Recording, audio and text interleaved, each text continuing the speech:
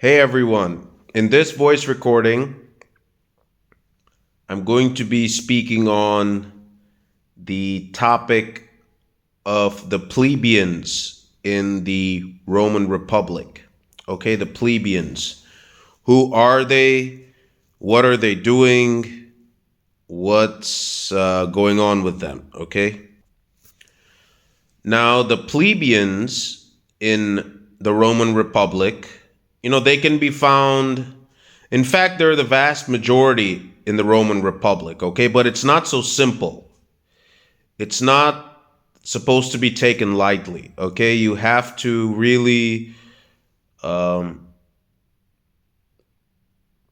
take this seriously, okay? The plebeians are the majority all over the Roman Republic, okay?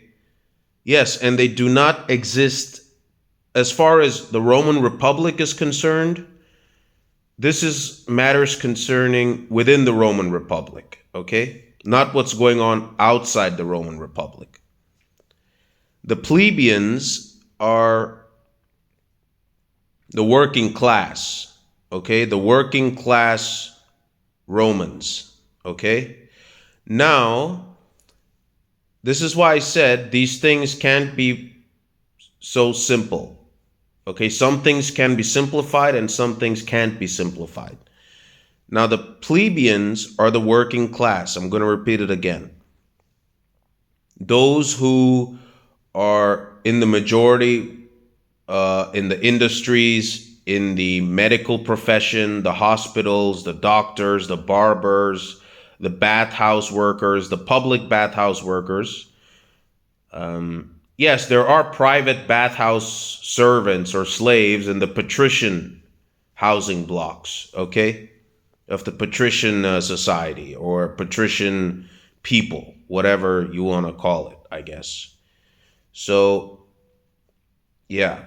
Now, the plebeians are the vast majority of the Romans who are engaged in services or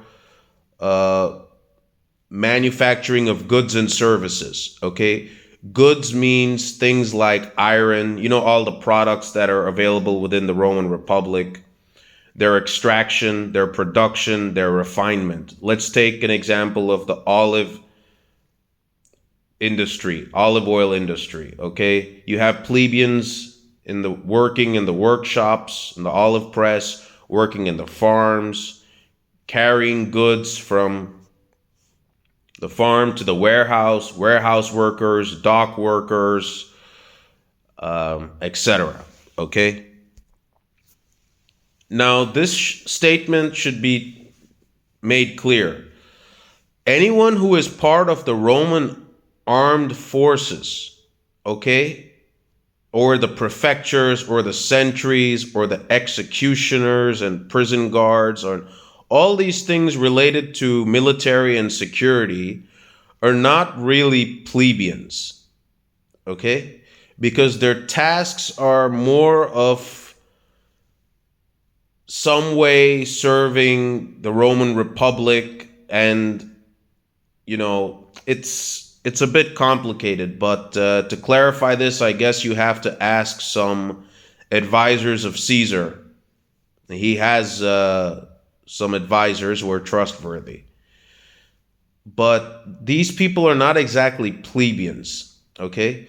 I said in a previous voice recording that many patricians come from the Roman officers, okay?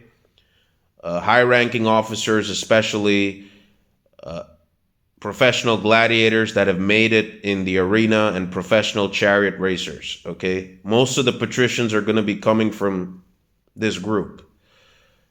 Or the tradesmen and the tradeswomen, okay, that have succeeded in successfully trading well, okay?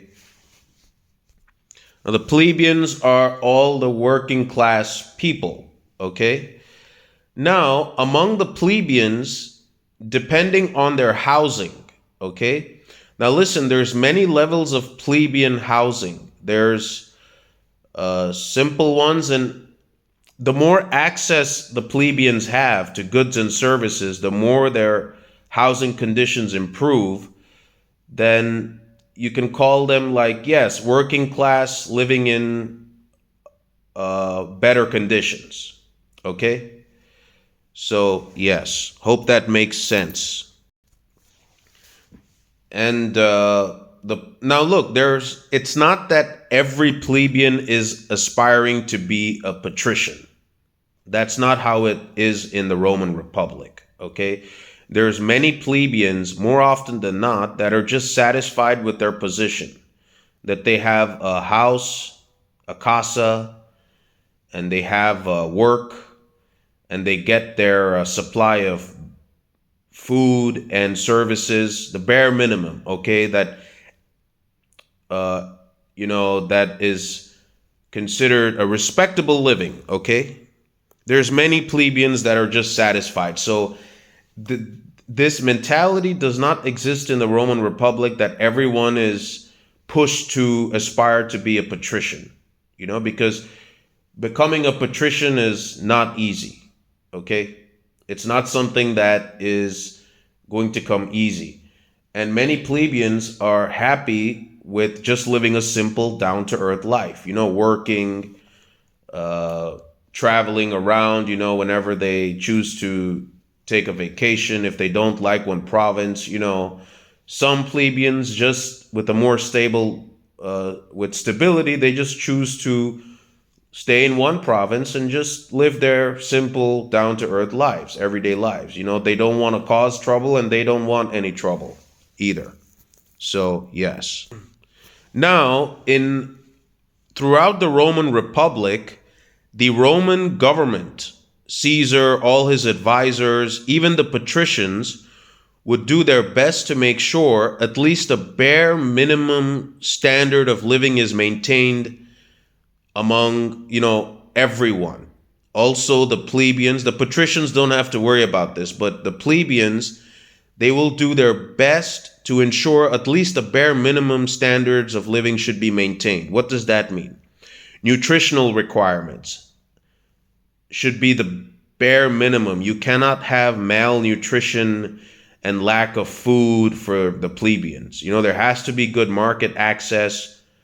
Warehouses should be functioning so that goods and services can make it. People have access at least to the bare minimum necessities of life, that they don't suffer from any vitamin deficiencies or any kind of deficiencies, as far as nutrients in the diet is concerned. That's the bare minimum when it comes to health. And at least the bare minimum of having access to a public bathhouse, okay, access to a doctor or a hospital, okay? Now, this isn't socialism. Listen, there's no such thing as lockdowns in the Roman Republic.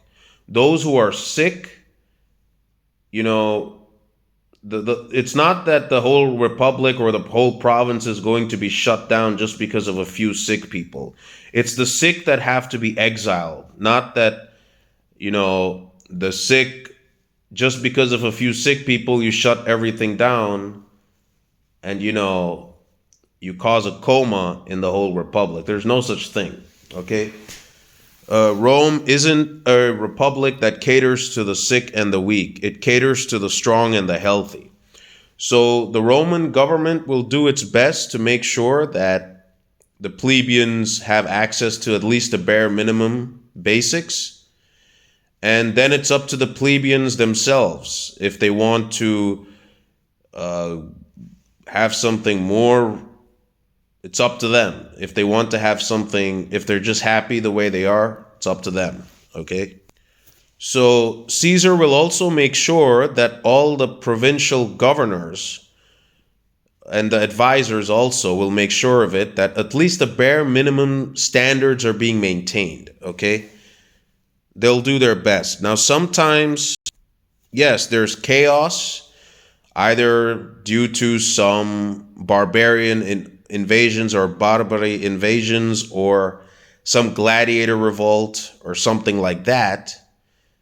But, the Roman government is doing its best, okay?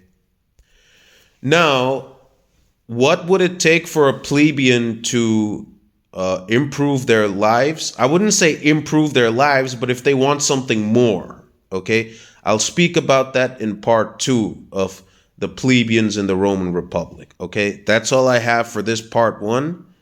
I'll see you people in the next voice recording sometime in the future somewhere.